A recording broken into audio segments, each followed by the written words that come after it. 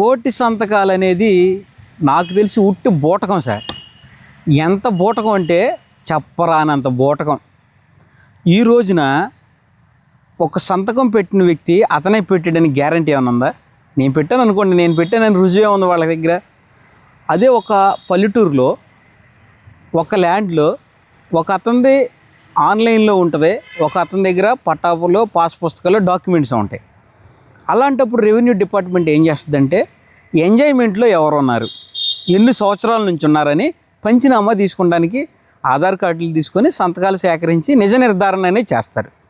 ఈ మాజీ ఎమ్మెల్యే గారు అయినటువంటి గౌరవనీయులు మేకా వెంకట ప్రతాపప్పారావు గారు ప్రెస్ మీట్ చూసే ఇందాక సుమారుగా 45,000 సంతకాలు సేకరించామని చెప్పారు నాతో నిన్న సోషల్ మీడియాలో. ఆ 45,000 సంతకాలు వాళ్ళే పెట్టారని నిజ నిర్ధారణ ఏంటి? వాళ్ళ దగ్గర నువ్వు ఆధార్ కార్డు తీసుకొని దాని మీద సంతకం పెడితే ఇన్ని డాక్యుమెంట్స్ వచ్చినాయి, ఎంతమంది సంతకం పెట్టారు, ఎంతమంది ఏకీభవించారు అని చెప్పడానికి ఒక నిజ నిర్ధారణ ఉంటుంది.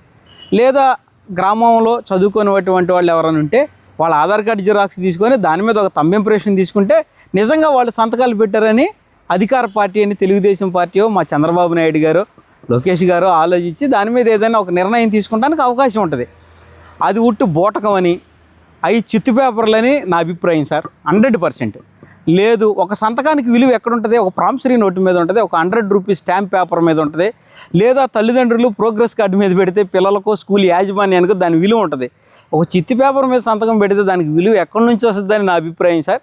ఇంకొక విషయం చెప్తున్నాను. మా మాజీ ఎమ్మెల్యే గారైన ప్రతాపప్పారావు గారి ప్రెస్ మీట్ నేను చూసానని చెప్పా కదా, 45,000 సంతకాలు సుమారుగా అన్నారు. 40,000 అయితే కన్ఫర్మ్ చేశారు. మొన్న 2024 అసెంబ్లీ ఎలక్షన్ రిజల్ట్లో 95,000 ఓట్లు వచ్చినాయి ప్రతాపప్పారావు గారికి. దానిలో సగం కూడా సంతకాలు సేకరించలేకపోయింది తెలుగుదేశం పార్టీ నూజివీడు నియోజకవర్గం వైఎస్ఆర్సీపీ పార్టీ నాయకులని నేను మాత్రం భావిస్తున్నాను సార్.